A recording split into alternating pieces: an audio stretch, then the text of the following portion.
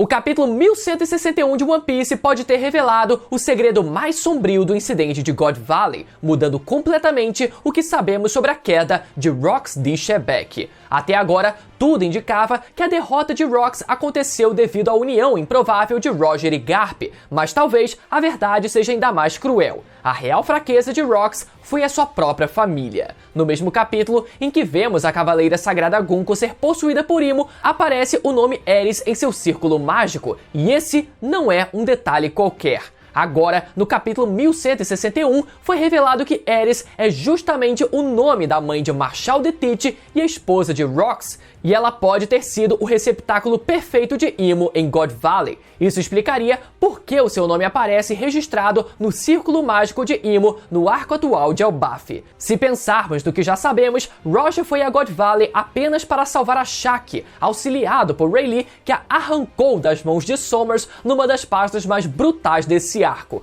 Garp, por sua vez, foi movido unicamente pela obsessão de enfrentar e capturar Roger, e Rox tinha o objetivo oculto de libertar a sua esposa Ares e seu filho Teach, usados como escravos pelos dragões celestiais. Ou seja, Roger e Garp não tinham a intenção de entrar no confronto direto contra Rox, e agora que Shaki foi salva e os piratas do Roger estão prestes a partir, o que poderia ter forçado Roger e Garp a se unirem contra Shebeck? Como já discutimos antes, a resposta pode estar no poder de Imo, mas diferente de Elbaf, onde Imo escolheu o corpo de Gunko como seu receptáculo, em God Valley, Imo teria escolhido o corpo de Ares de Tar para usá-lo contra Rox. Dessa forma, com seu espírito abalado ao ver a sua própria esposa possuída, Imo teria a chance perfeita de usar a sua habilidade Domi Reverse. Dessa forma, Shebeck seria transformado numa versão demoníaca de si mesmo, maior, mais poderoso e sob o controle total de Imo, obrigando Roger e Garp a deixarem de lado suas rivalidades para impedir um massacre. Essa teoria ainda dá um novo significado à frase de Monkey D. Dragon, quando ele afirma que a maior fraqueza de um homem é a sua família, justamente porque ele esteve presente em God Valley e testemunhou pessoalmente o verdadeiro motivo que levou à queda de Shebeck. O mangá de One Piece tá cada vez mais quente e isso me lembra que o verão tá chegando, e é justamente no verão que a calvície mais aparece. O momento em que eu percebi que eu realmente tava ficando careca foi durante o verão. Olha só essa foto de pouco mais de um ano atrás. 28 anos e já dava pra ver a careca de longe, eu não podia nem tirar foto de costas. É por isso que eu decidi começar a me cuidar, e se você quer voltar a ficar cabeludo assim como eu e se preparar pro verão, a Manual é a minha recomendação para você. Uma plataforma de saúde que te conecta com especialistas, seja o seu caso iniciante ou avançado. Olha só o resultado que esses outros pacientes tiveram. E o melhor de tudo é que com a Manual você não precisa agendar consulta e nem sair de casa. Você só precisa entrar no site, preencher um questionário de saúde, passar por uma avaliação médica e, se for indicado, será prescrito um tratamento personalizado feito por uma farmácia credenciada e enviado diretamente para sua casa com frete grátis. Além disso, durante todo o tratamento, você tem um acompanhamento clínico direto no seu WhatsApp. Então aproveita essa oportunidade acessando o link na descrição, no comentário fixado e no QR Code aqui na tela, e lembra de usar o cupom exclusivo e por tempo limitado de 40% de desconto usando o cupom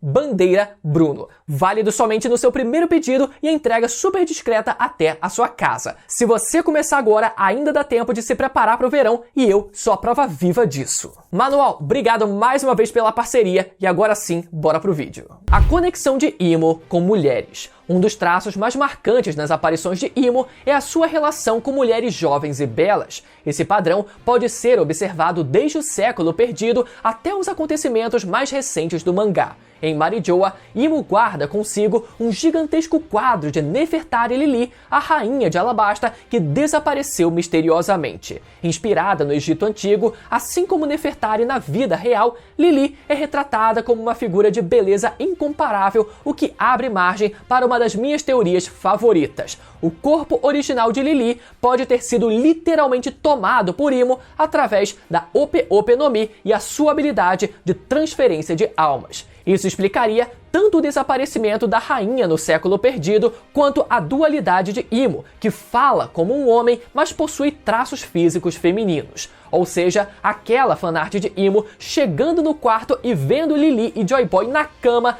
tem 98% no mínimo de chance de ser verdade. Séculos depois, no capítulo 908, Imo aparece analisando cartazes de figura-chave: Luffy, Tite, Shirahoshi e Vivi. Enquanto os 3 primeiros foram rasgados ou perfurados com uma lâmina, o cartaz da Vivi foi cuidadosamente segurado, revelando um cuidado especial pela descendente direta de Lily. E mais tarde, em Elbaf, o padrão se repetiu. A Cavaleira Sagrada Gunko foi usada como receptáculo, assumindo os olhos, a voz e até mesmo o haki do Conquistador de Imo. Esse conjunto de evidências aponta para uma preferência ou até mesmo uma necessidade de Imo em possuir corpos femininos de aparência jovem e marcante. Talvez seja uma condição da técnica de possessão, talvez uma obsessão pessoal por mulheres ou até uma estratégia, já que mulheres em muitos contextos são vistas como alvos mais vulneráveis do que os homens.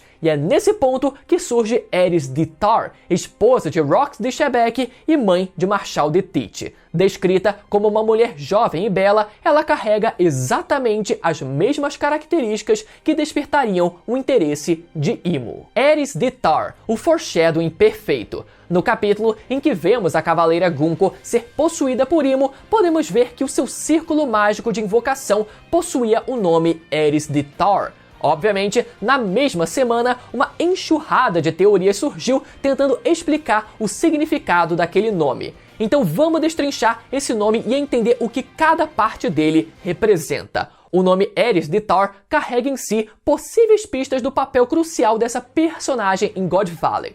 Aerys remete à deusa grega da discórdia, responsável por semear conflitos que culminaram até mesmo na Guerra de Troia. Esse paralelo faz sentido em One Piece, já que a presença de Aerys parece ter sido justamente o estopim da discórdia que arrastou Roger, Garp, Rox e Imo para o mesmo destino. Já o nome Tar pode ser uma referência direta a Tártaros, o abismo onde os titãs eram aprisionados na mitologia. Em One Piece, o abismo tem sido descrito como uma dimensão sombria usada por Imo para invocar ou transportar figuras como os Gorosei, os Cavaleiros Sagrados e qualquer um que esteja sob a sua influência, e possivelmente o lugar onde residem as versões demoníacas de cada indivíduo antes de serem invocadas por Imo. Esse nome, Aerys de Tar, pode ter sido apenas um easter egg colocado pelo Oda, já que a personagem viria a aparecer pouco tempo depois. Pode ter sido também tudo uma grande coincidência, um nome que o Oda nem teve a intenção de criar, mas acabou reaproveitando depois,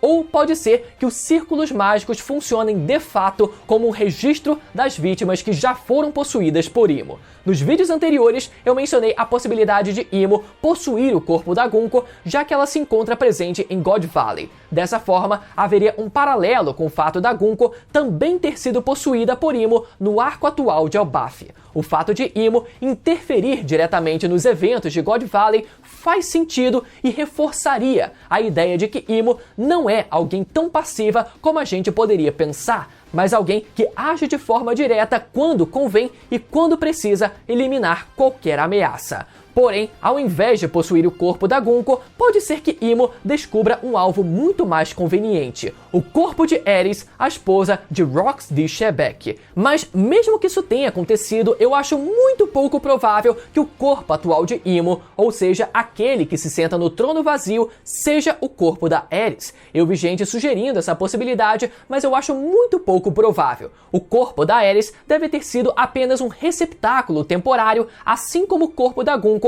foi o seu receptáculo no arco atual de Elbaf. Na verdade, não sabemos ao certo o que aconteceu com Imo no passado. Uma das possibilidades é que Imo ainda possui o seu corpo original, possivelmente escondido em algum canto lá nos interiores de Marijoa. esse corpo ainda estaria vivo de alguma forma, mas talvez num estado quase que vegetativo que impedisse Imo de se mover. E por isso ele precisa de receptáculos como a Lili, Gunko e etc. para poder se mover livremente. Já a segunda possibilidade, e a mais provável a meu ver, é que Imo trocou de corpo com Lili através da habilidade de troca de almas da Ope Ope no Mi, e hoje é capaz de possuir o corpo de outras mulheres através das suas próprias habilidades, como fez com a Gunko e talvez venha fazer também com a Ares. Ou seja, o que Imo teria feito com Lili seria algo diferente do que ela vem fazendo com essas outras mulheres. Por isso, eu não acredito que quem esteja sentada no trono vazio seja o corpo da Ares, já que ela teria sido apenas mais um receptáculo temporário de Imo. A maior fraqueza de um pai.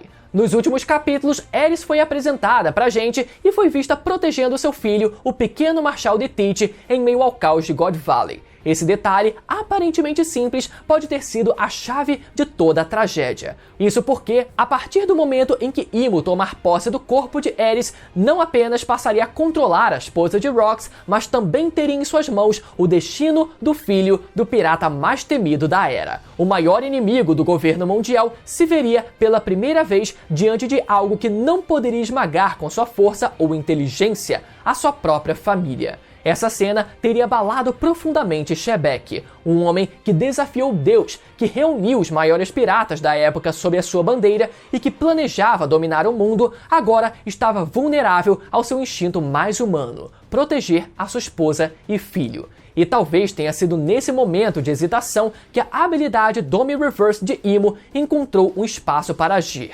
O momento em que o espírito de Shebek estaria mais abalado e por isso mais vulnerável do que nunca. A mente de Rox teria sido corrompida e seu corpo transformado em sua versão demoníaca, um ser imortal, maior e mais poderoso do que nunca. O paralelo com outros momentos da história é inevitável. Kozuki Oden caiu diante de Kaido quando seu filho Momonosuke foi usado como refém, e Monkey D. Dragon já afirmou que a maior fraqueza de um homem é a sua família, talvez por ele ter presenciado o real motivo que levou à queda de Shebek. Esse padrão mostra como a manipulação mental é uma arma tão ou mais eficaz do que a força bruta. O controle de Imo sobre o corpo demoníaco de Shebek também explicaria o motivo pelo qual ela permaneceu calma, mesmo quando o maior pirata da época derrotou um almirante, ai como me dói falar isso de novo, invadiu o Salão das Flores e ameaçou Imo na cara dela. Mesmo assim, Imo não falou uma única palavra. E isso mostra como ela tinha total convicção de que poderia eliminar aquela ameaça sem problema algum. E talvez tenha sido através da possessão de Ares e do controle do corpo de Shebek que ela tenha feito isso. A transformação de Shebek, portanto, teria criado uma ameaça que ninguém sozinho poderia deter. Assim, Gold Roger e Monkey D. Garp, acompanhados possivelmente até por alguns membros dos próprios piratas Rox, tiveram que unir forças contra a versão demoníaca de Shebek. Um pirata que já havia se tornado uma lenda em vida e que agora era um demônio com um nível de força sem precedentes. Isso explicaria o motivo de Sengoku mencionar que Rox chegou a ser o maior inimigo que Roger havia enfrentado em vida, porque em sua versão demoníaca não havia ninguém que o superasse. Mas como um indivíduo tão poderoso como esse poderia sequer ser derrotado? A resposta está no Haki do Conquistador. Talvez tenha sido em God Valley que Roger e Garp conseguiram alcançar um nível de Haki que eles jamais tinham alcançado. Um nível capaz de nerfar a imortalidade e anular os poderes de um deus. Foi dessa forma que Joy Boy, emitindo seu Haki do Conquistador armazenado por 800 anos, conseguiu anular a transformação demoníaca dos Gorosei e enviá-los de volta até Marijoa. Talvez tenha sido através do despertar desse nível de poder que Roger e Garp conseguiram superar juntos a maior ameaça que eles já testemunharam em vida. Isso, inclusive, faria com que Roger tivesse uma certa redenção, já que desde o começo do flashback dos Piratas Rox, ele vem sendo tratado como um mero pirata mediano. Então essa seria a oportunidade perfeita para que o Oda justificasse o motivo dele se tornar, no futuro, o Rei dos Piratas. Ou pode ser também que a força de vontade do próprio Rox tenha sido tão grande que ele próprio anule o controle de Imo sobre o seu corpo e retorne à sua forma humana. E talvez a força de vontade de Rox anule inclusive a possessão de Imo sobre o corpo de Ares. Porém, estando no fim da vida, Rox voltaria à sua forma humana apenas para se despedir da sua família e desse mundo. Esse teria sido o verdadeiro motivo da queda de Rox, uma manipulação por parte de Imo que explorou a sua maior fraqueza e o colocou contra todos, até mesmo contra aqueles que um dia o seguiram. No fim, a participação de Roger e a própria existência de Shebeck foram apagados pelo governo mundial e talvez até mesmo a interferência direta de Imo no incidente de God Valley também tenha sido completamente esquecida. E agora, resta a gente esperar para ver os próximos capítulos se isso vai se confirmar ou não. Se você ficou até o final e curtiu mais esse vídeo, lembra novamente de deixar o seu like, conferir a sua inscrição no canal com o sininho ativado e agora os últimos vídeos aqui do canal sobre o universo de One Piece vão aparecer na tela para caso você tenha deixado de assistir algum deles, beleza? Até a próxima, tchau!